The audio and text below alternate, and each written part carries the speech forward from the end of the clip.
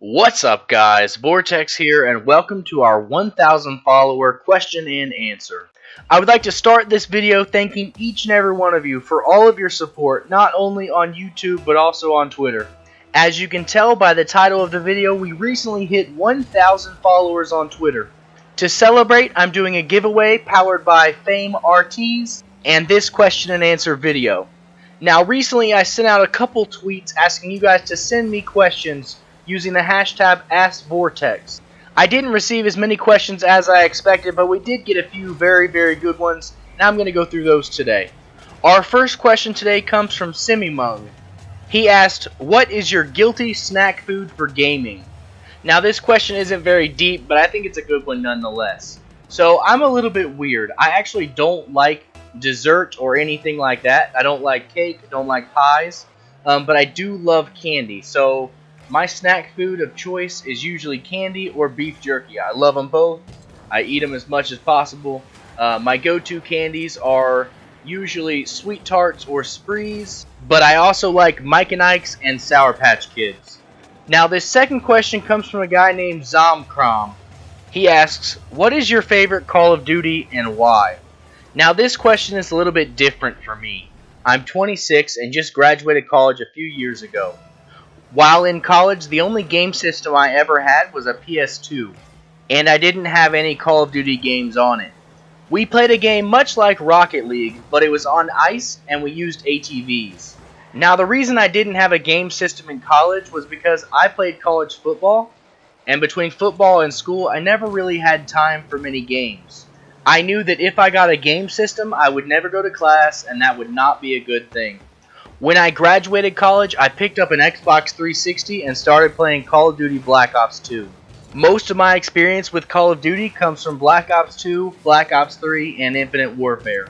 As you can imagine, Infinite Warfare was not my favorite of the three. I love the way Treyarch makes games. I think they're all well put together and very smooth. If I had to choose between Black Ops 2 and Black Ops 3, it would definitely be Black Ops 2 as my favorite.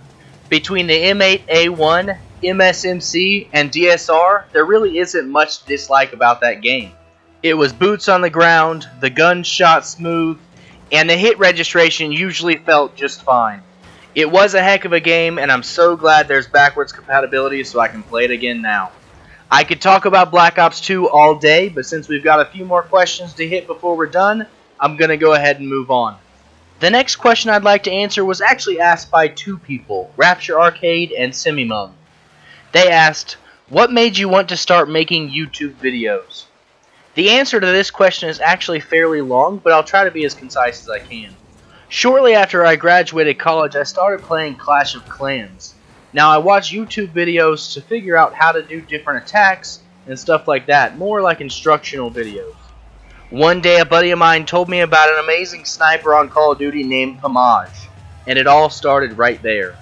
While watching Pomage's video, I learned about Optic Gaming and FaZe Clan, and the rivalry between the two. When I first learned about the two gaming organizations, I always thought that Optic was the underdog. That's ultimately when I started to become a fan.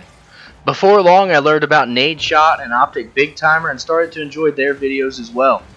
One video in particular of Nadeshot's really stuck out to me. It's an older video back when Black Ops 2 was the new game. Nadeshot was playing pubs, just basically making a video, when he ran across this kid that was having a bad day and just seemed down and gloomy. Nadeshot started talking to the kid, befriended him, and actually made a party with him, and started playing games together. This kid's attitude completely turned around. You could tell he was being a good influence to him, making his day better and brighter. I think ultimately that's the day I decided I was going to do YouTube. I started to research and figure out how videos were made, what I needed to make it happen, all of that kind of stuff. The rest is history from there. I decided I wanted to start YouTube so that I could be a good influence in the gaming community. There are so many negative people and bad influences in this community that I wanted to give a different perspective and show what a positive influence would look like. Now, when SemiMong asked the question, he added a little bit to it. He also asked how long I plan to create content for, and then if I was just going to do gaming or other things as well. This question's a little bit more tough to answer. I haven't set a time limit on the channel or anything like that. Honestly, I'm going to create content until I no longer enjoy it. As for whether I'm just going to do gaming or not, I don't really know. I would love to eventually branch out and do some missions trips, so maybe I'll vlog those as well. This last question comes from a guy named Scrappy. He asked, "Are you trying to make YouTube into a full-time job, or are you just doing it for fun?" Right now I'm definitely just doing it for fun. But anyone that does YouTube knows that any upgrades that you do are usually fairly expensive. Right now I've got thousands of dollars in student loans, and am not able to afford to make those improvements. Any money that I do bring in from YouTube will go straight to improvements, and then probably a little bit on my student loans as well. Now, as to whether I'll quit my full-time job and do YouTube full-time, I honestly doubt it. I'm a mechanical engineer by trade, and I absolutely love my job. But that's easy for me to say now. If the opportunity to do YouTube full-time arises down the road, I'll definitely have to look into it then and make that decision. Those are all the questions that we received for the question and answer session, and I appreciate so much everybody that submitted questions to me for this. I want to give a huge shout out to Scrappy, ZombKrom, SemiMong, and Rapture Arcade for asking questions. The URLs to their Twitter pages and YouTube channels are in the description to this video. Make sure you go and check them out, show them some love, and thank them for me as well. Real quick, I want to talk a little bit about the future. As I'm sure most of you already know, the beta for Xbox One Call of Duty World War II is September 1st through the 4th. I'm going to be playing quite a bit that weekend, as I'm sure most of you guys will be as well. And I'm also planning to do quite a few videos pertaining to the beta. If there are particular videos or features you guys would like to see, definitely let me know either in the comments of this video or find me on Twitter and send me a DM. Let's get a like spike for Call of Duty World War II. If you're excited about it, go ahead and exit out of full screen mode and smash that like button right now in this video. There's just a couple minutes left in this gameplay video, so I'm going to go ahead and let it play, and I'll be back for the outro.